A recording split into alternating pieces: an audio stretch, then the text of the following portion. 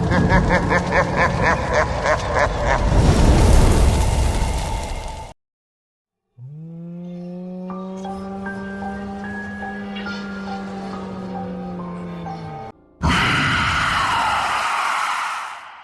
बात तो हम सब जानते हैं कि ये दुनिया रहस्यों से भरी पड़ी है।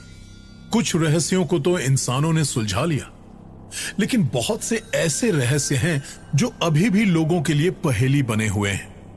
शिमला में भी आपने कई किस्से सुने होंगे।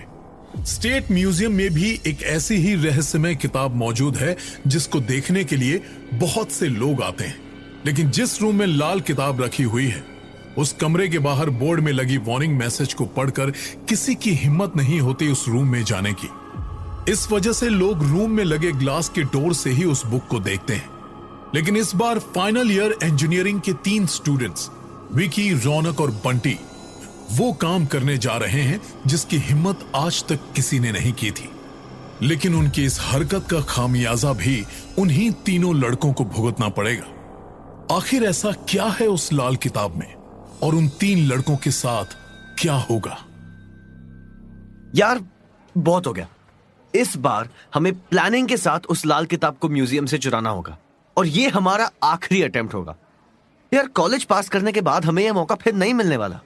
हाँ यार, इस बार हिम्मत करके उस कमरे में जाना ही पड़ेगा। क्या पता उस किताब से हमारी किस्मत ही बदल जाए।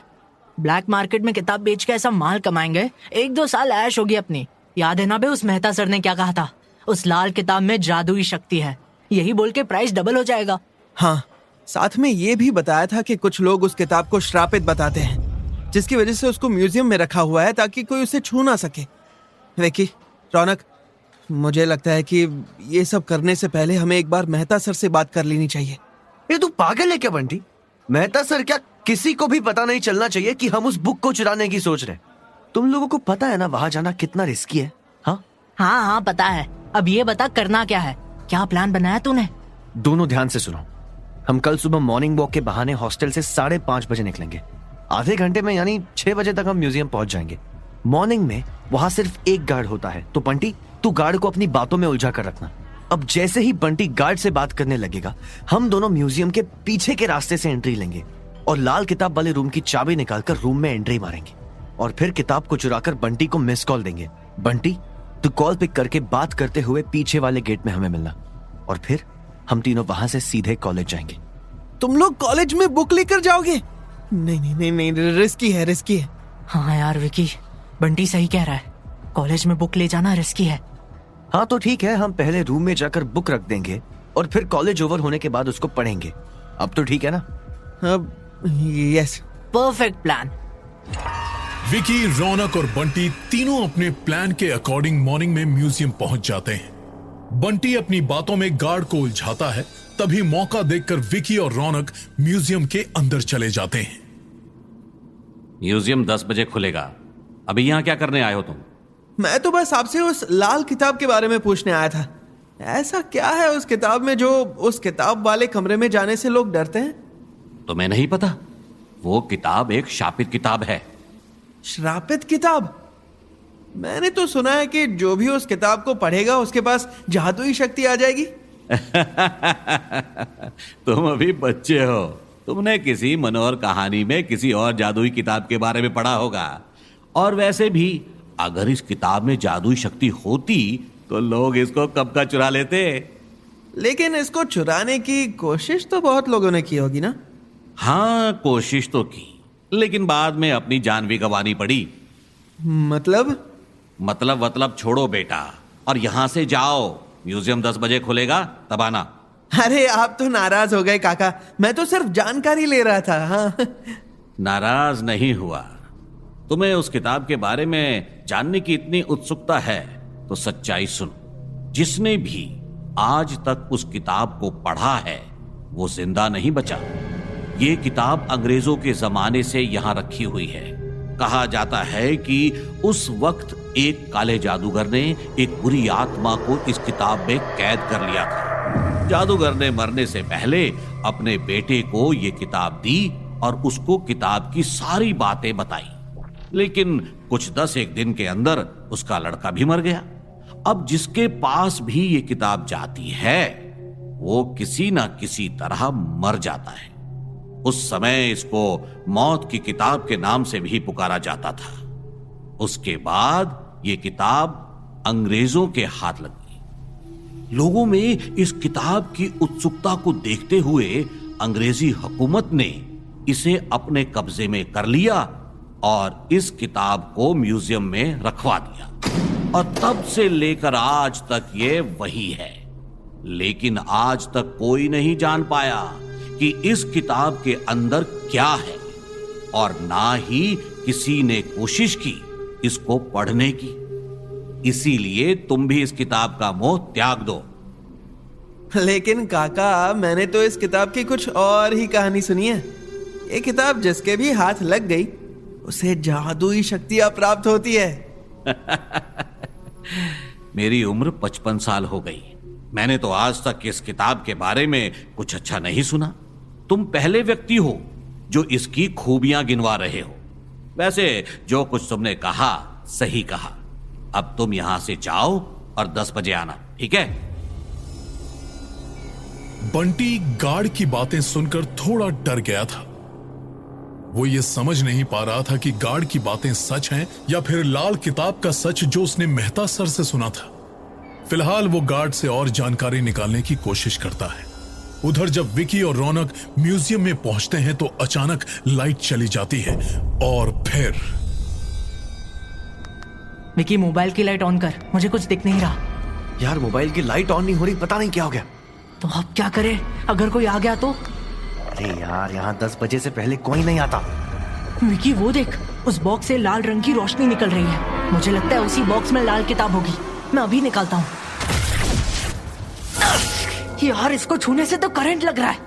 रुक, मैं देखता हूँ। विकी जैसे ही उस पर हाथ लगाता है उसका हाथ झटके से पीछे जाता है।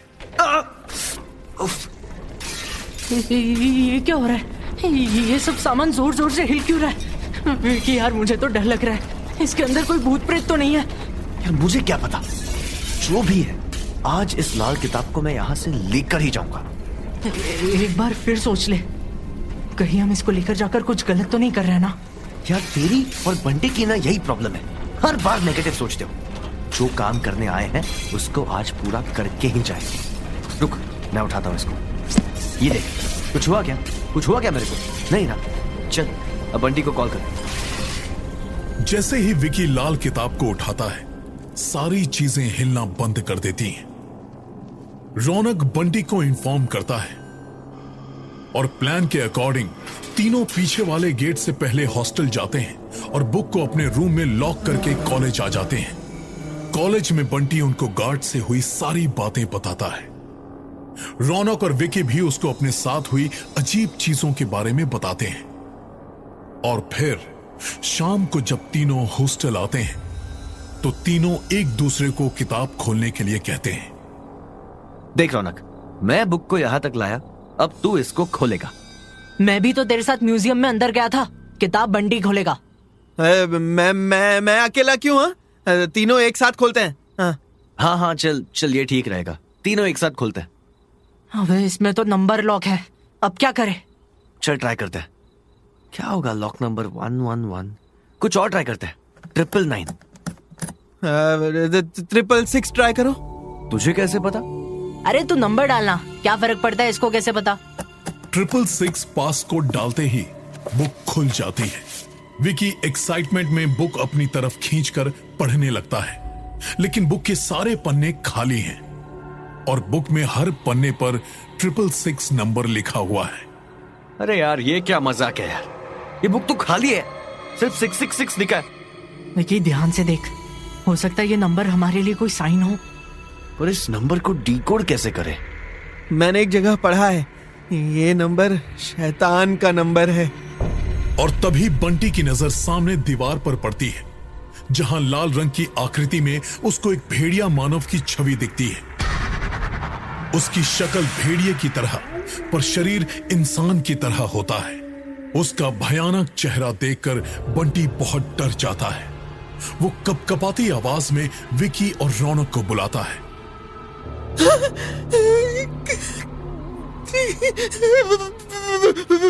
विकी विकी रौनक रौनक रौनक सामने दीवार में देखो, दीवार में देखो। जैसे ही रौनक और विकी बंटी की बात सुनकर सामने देखते हैं, तभी भेड़िया मानव दीवार से छलांग लगाकर बंटी के ऊपर अटैक करता है और बंटी के शरीर में घुस जाता है।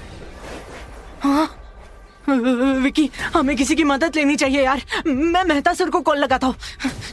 कोई जरूरत नहीं है किसी को भी बुलाने की। अब जब तक तुम दोनों मेरा काम नहीं करते, मैं तुम्हारे दोस्त के शरीर में ही रहूंगा। कैसा काम?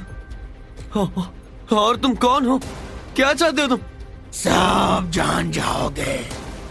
अब जैसा मैं कहूं पहले वैसा ही करो। आज रात को 12 बजे कॉलेज के सामने वाले जंगल में आ जाना। वहां तुम्हारे सारे जवाब मिल जाएंगे। और हाँ, किसी और को अपने साथ लाने की गलती मत करना, वरना तुम्हारा प्यारा दोस्त मेरे हाथों मारा जाएगा, समझे? और देखते ही देखते बंटी हॉस्टल के रूम की खिड़की से छलांग लगाकर जंगल में भाग जाता है। इधर रौनक और विकी परेशान हो जाते हैं कि ये सब उनके साथ हो क्या रहा है। वो दोनों इतना डर जाते हैं कि उनको कुछ समझ में नहीं आता और वो 11 बजे ही जंगल पहुंच जाते हैं। विकी, वो देख, इस पेड़ में 666 लिखा हुआ है। यार तो हर पेड़ पे 666 लिखा है। इसका क्या मतलब है? रौनक यार, अब तो मुझे भी बहुत डर लग रहा है। हम यहाँ आ तो गए, लेकिन ये भी नहीं पता कि हम यहाँ से जिंदा वापस जाएंगे या नहीं। तू सही बोल रहा है यार, मुझे भी बहुत डर लग रहा है। ये सब सच है या सपना? सारी गलती हमारी है। हमें ही जादू शक्ति चाहिए थी। लो, देख लो जादू। देख, अब जो हो गया वो हो गया। अब हम वापस नहीं जा सकते।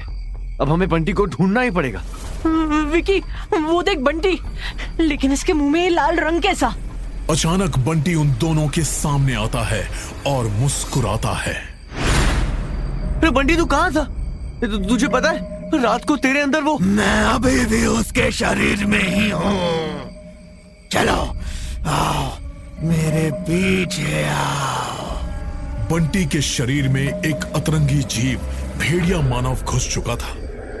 रौनक और विकी को कुछ भी पता नहीं था कि आगे उनके साथ क्या होने वाला है। वो जीव उनको एक बहुत बूढ़े आदमी के पास लेकर जाता है और कहता है, ये रहे आपके 3 शिकार। ये तीनों 21 साल के हैं। अब इनके शरीर का खून पीकर आप अमर हो सकते हो। रुको, तुम ये क्या बोल रहे हो? तुमने तो कहा था कि हमें तुम्हारा कोई काम करना है। और ये आदमी कौन है? मेरा काम यही तक था। अब जो पूछना है मेरे आका से पूछो। मैं तो चला। ये बोलकर वो भेड़िया मानव बंटी के शरीर से बाहर निकल जाता है। जैसे ही वो जीव बंटी के बॉडी से निकलता है, बंटी जोर से नीचे गिरता है। बंटी, तो ठीक तो है?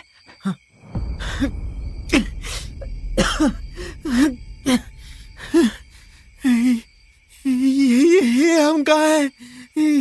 ये सब क्या हो रहा है? और ये आदमी कौन है? लाल किताब को चुराना चाहते थे और ये भी नहीं पता कि मैं कौन हूं। पहचानो मुझे। नहीं पहचाना? जादूगर जिसने लाल किताब में अदृश्य शक्तियां छिपाई थी। लेकिन तुम तो मर गए थे। बेवकूफ लड़के, मेरा तो सिर्फ शरीर जला था और मुझे बहुत सालों से इंतजार था कि कोई तो उस लाल किताब को अपने हाथ में ले। आज तक किसी ने हिम्मत नहीं की थी उसे खोलने की। अब मैं तुम तीनों के शरीर का खून पीकर हमेशा के लिए अमर हो जाऊंगा। ऐसा मत कीजिए, हमें जिंदा छोड़ दीजिए। ठीक है, 1 घंटे में बिना डरे अगर तुम तीनों जंगल पार कर लोगे तो मैं तुम्हें छोड़ दूंगा, लेकिन अगर तुम डर गए तो तुम अपने आप मर जाओगे। बोलो, मंजूर है? हाँ हाँ, हमें सब मंजूर है। विकी, रौनक और बंटी तीनों एक दूसरे की तरफ देखते हैं।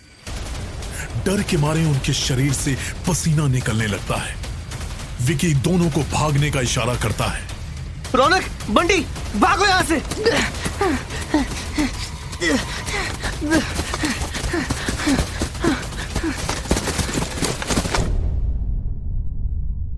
विकी, रौनक और बंटी तीनों भागते हुए जंगल से बाहर जाने का रास्ता ढूंढने की कोशिश करते हैं, लेकिन उनको बाहर निकलने का रास्ता नहीं मिलता।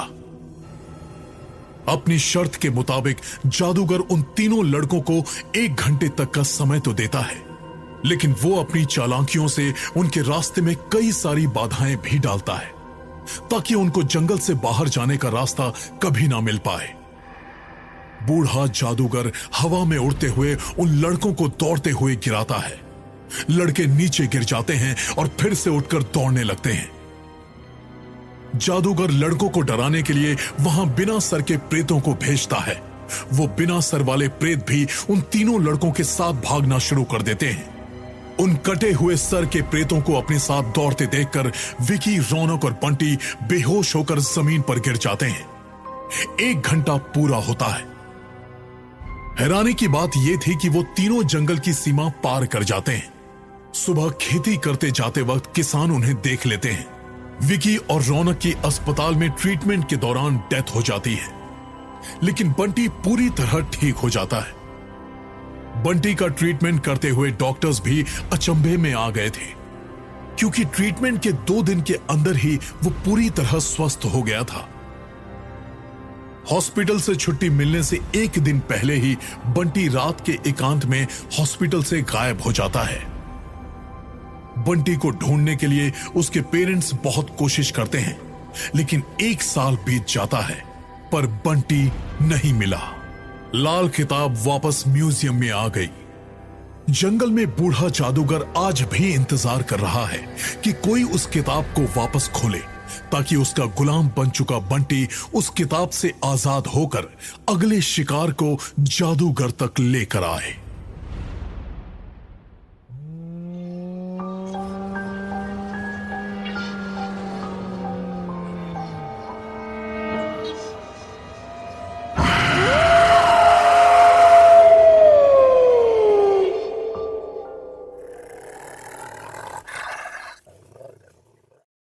तो दोस्तों, आपको स्टोरी कैसी लगी कमेंट बॉक्स में जरूर बताएं।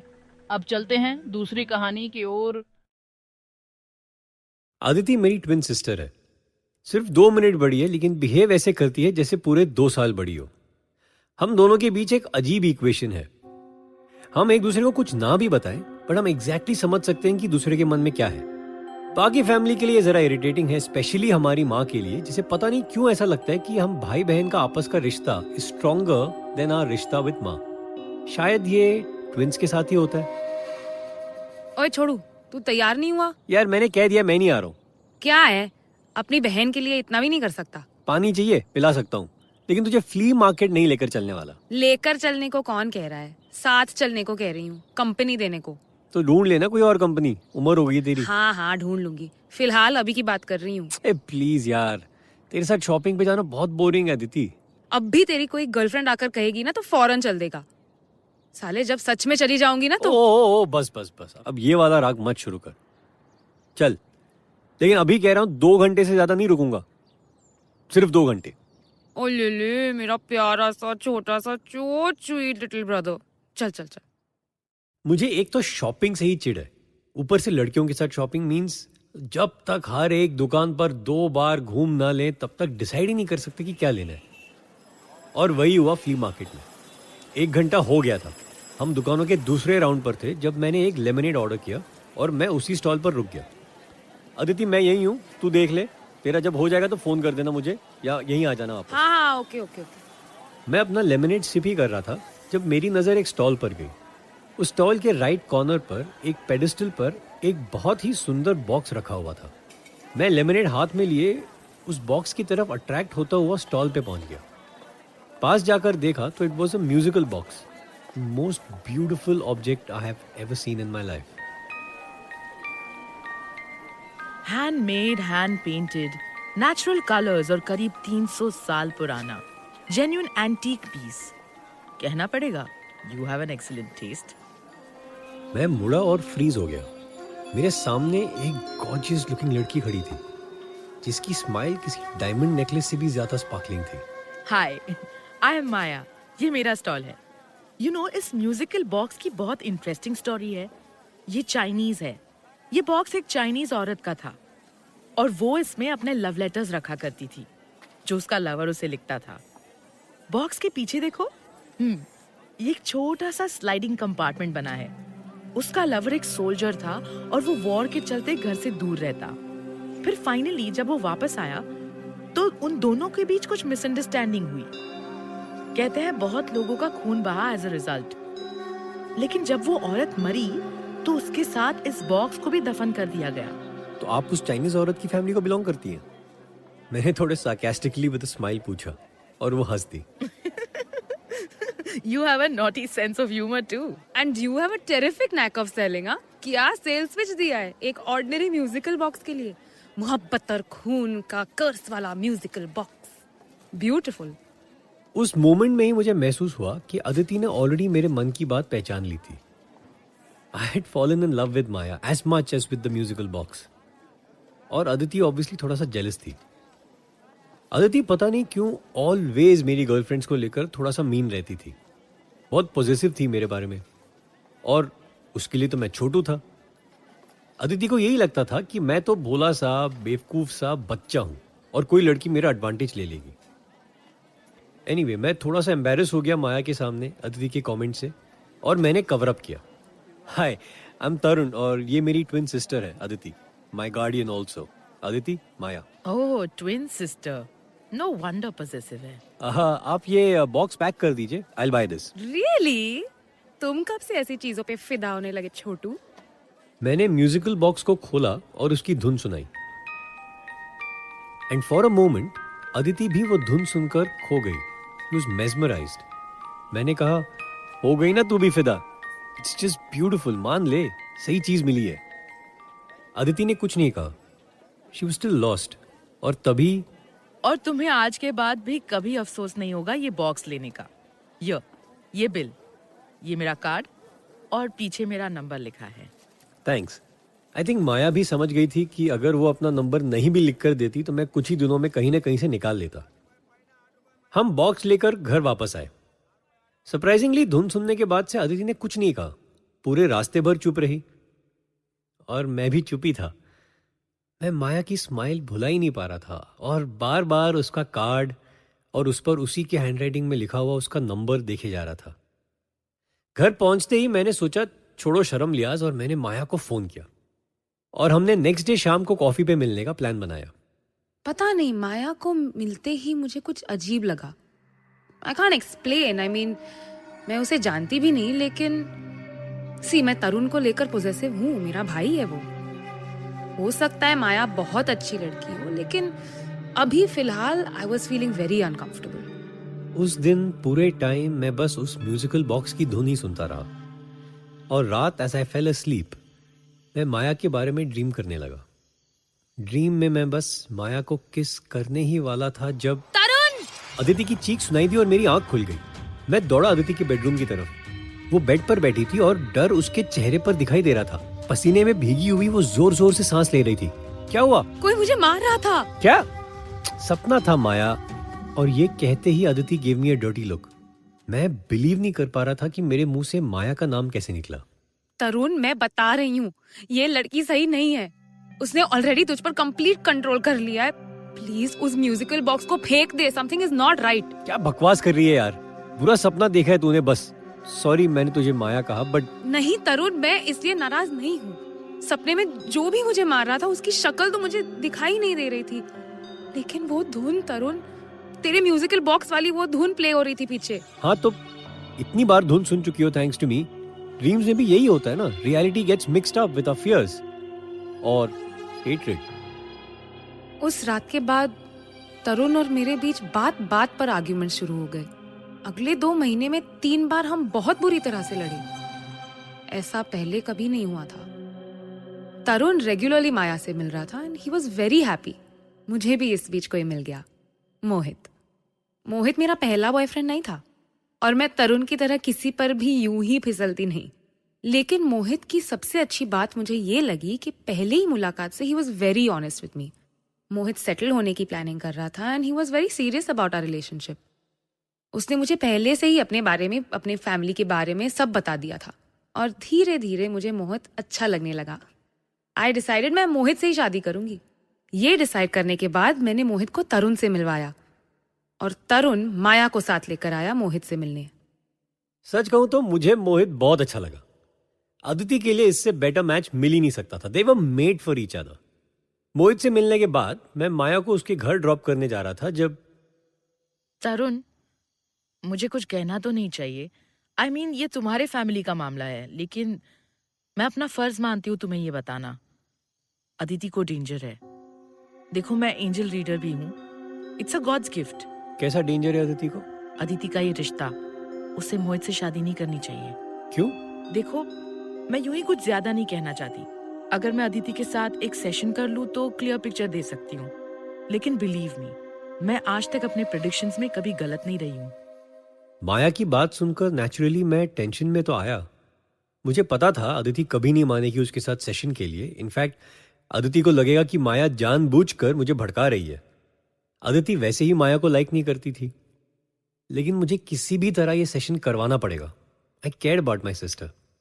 जिस दिन मोहित पहली बार घर आया, उसे भी तरुण का म्यूजिकल बॉक्स बहुत पसंद आया। उस म्यूजिकल बॉक्स की धुन सुनकर वो बस वही गुनगुनाने लगा। और उस शाम जब हम बाहर डिनर कर रहे थे, हमारी पहली फाइट हुई। एक स्टूपिड टिप पर हमारी लड़ाई हो गई। सिर्फ आर्ग्यूमेंट नहीं, लड़ाई। और मैं वही रेस्टोरेंट में उसको भला बुरा सुनाकर निकल गई। पता नहीं मुझे क्या हुआ। और मोहित भी, जो वैसे तो बहुत ही पेशेंट शांत तबीयत का है, उसने भी मुझसे सीधा सीधा ये बोल दिया कि Aditi, you are behaving like an idiot, okay? अगर तुम्हें मेरे टिप छोड़ने से इतनी प्रॉब्लम हो रही है तो लेट्स फॉरगेट दिस रिलेशनशिप यार। उस पल मैं ये इमेजिन भी नहीं कर सकती थी। इस सब का रीजन वो म्यूजिकल बॉक्स था। ये मैं आज कह सकती हूँ। एक्चुअली वो म्यूजिकल बॉक्स से ज्यादा इस सब का रीजन माया थी। और ये बात जब मुझे पता चली तो बहुत लेट हो चुका था। आई मीन, मैंने अदिति को वो सब बताया जो माया ने मोहित और उसकी रिलेशनशिप के बारे में कहा था, और मैंने अदिति से रिक्वेस्ट की कि वो माया के साथ एक सेशन कर ले। सरप्राइजिंगली अदिति मान भी गई। शायद मोहित के साथ हुई फाइट ने उसे बहुत डिस्टर्ब कर दिया था। उसी वीक संडे को अदिति और मैं माया के घर पहुंचे। मैं माया को बता चुका था कि हम दोनों 2 बजे उसके घर पहुंचेंगे, लेकिन जब हम वहां पहुंचे तो माया कहीं गई हुई थी और उसका मैसेज आया कि वो आधे घंटे लेट होगी, कुछ अर्जेंट काम आ गया है। उसने बताया कि उसकी सर्वेंट घर पर हमारा वेट कर रही थी। माया की सर्वेंट ने हमें पानी सर्व किया और चाय के लिए पूछा। हमने मना कर दिया तो वो थोड़ी देर में निकल गई। अदिति और मैं माया के घर में अकेले थे। अदिति चुप बैठी थी। मैं यहां वहां माया की चीजें चेक करने लगा, उसकी फोटोज, डेकोरेटिव आइटम्स वगैरह। और अचानक मेरी नजर एक फोटो पर गई। उस फोटोग्राफ में एक बूढ़ी औरत खड़ी थी, अकेली, लेकिन वो बिल्कुल माया जैसी लग रही थी। मतलब माया बूढ़ी होकर ऐसी ही लगेगी। मैंने फोटो उठाई और गौर से देखने लगा। पहले मुझे लगा माया की मदर की फोटो होगी, लेकिन जब पास से फोटो को देखने लगा तो उस बूढ़ी के हाथ पर एक टैटू था, बिल्कुल जैसा माया के हाथ पे है। और माया की राइट आई के ऊपर एक हल्की सी बचपन की चोट का निशान है। उसने बताया था कि जब वो 5 साल की थी तब वो बिस्तर से गिर गई थी। फोटोग्राफ में इस बूढ़ी औरत के भी सेम टू सेम निशान था राइट आई के ऊपर। मुझे बहुत स्ट्रेंज लगा। ऐसा कैसे हो सकता है? सेम टैटू तो समझ में भी आता है, लेकिन सेम चोट का निशान भी? कौन थी ये औरत? और तभी डोरबेल बजी और फिर जैसे किसी ने डोर के लॉक में चाबी लगाई, उसकी साउंड आई। मैं पलटा और माया एंटर हुई और मेरे हाथ में फोटो देखकर वो रुक गई। उसके चेहरे का रंग उतर गया और उसने ना हाय कहा ना हेलो, सीधा किचन के अंदर चली गई और एक नाइफ लेकर आई, अपने बैग से एक एप्पल निकालकर काटने लगी। मैंने पूछा, क्या हुआ माया, बहुत भूख लग रही है, ना हाय कहा ना। नहीं, तुम लोग इतनी देर से वेट कर रहे हो ना, मैंने सोचा पहले कम से कम एक एप्पल तो खिला दूं। क्या मजाक कर रही हो? एंड जिस तरह माया ने रिएक्ट किया वो देखकर मैं चौंक गया। मैं मजाक नहीं कर रही, just have the Apple, okay? और उसने एप्पल की एक फांक मेरी तरफ की, इनफैक्ट ऑलमोस्ट मेरे मुंह में घुसाने की कोशिश की। लेकिन उसी मोमेंट सडनली अदिति अपनी जगह से उठी और उसने एप्पल को माया के हाथ से छीनते हुए चिल्लाई, नो तरुण, एप्पल मत खाना। मुझे समझ नहीं आया ये क्या हो रहा था। अदिति और मैं अक्सर एक दूसरे के बारे में एक सिक्स्थ सेंस महसूस करते हैं, खास तौर पर जब कोई डेंजर में होता है तब हम पहले ही रिएक्ट कर लेते हैं। बिल्कुल उसी तरह अदिति का ये रिएक्शन था। जैसे ही अदिति ने माया के हाथ से एप्पल की फांक झपटी, माया मुड़ी और उसने जोर से अदिति को धक्का दिया और अदिति पर अटैक किया विद द नाइफ। मेरी आंखों के सामने माया ने अदिति को उस चाकू से मारा। चाकू पेट में लग जाता लेकिन अदिति का हाथ बीच में आ गया।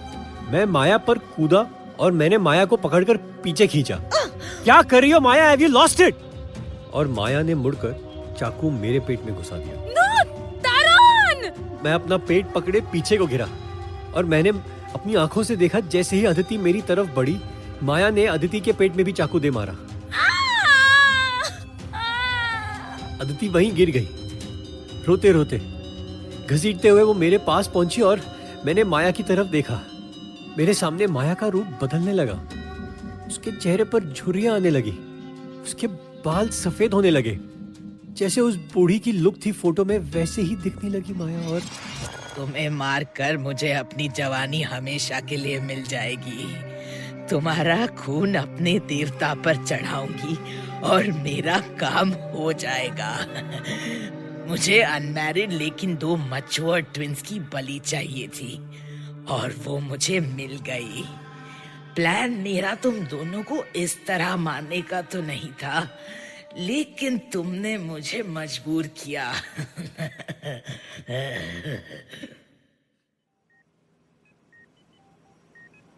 किसी तरह शायद उस शौक में जो हुआ वो देखकर, सुनकर और माया पे जो गुस्सा मुझे आया, उससे मुझ में कहां से क्या शक्ति आई। लेकिन घायल कंडीशन में मैं उठा और मैंने वहीं डाइनिंग टेबल की कुर्सी उठाकर माया को दे मारी। वो बेहोश होकर नीचे गिरी और मैंने एक एम्बुलेंस को फोन किया। हॉस्पिटल तो हम पहुंच गए, लेकिन अदिति बच नहीं पाई। She died. मैं अभी हॉस्पिटल में ही हूं। मुझे बताया गया है जब माया के घर पुलिस पहुंची तब तक वो वहां से भाग चुकी थी, लेकिन अभी कोई मुझे विजिट करने आया है। कौन है? हाय तरुण,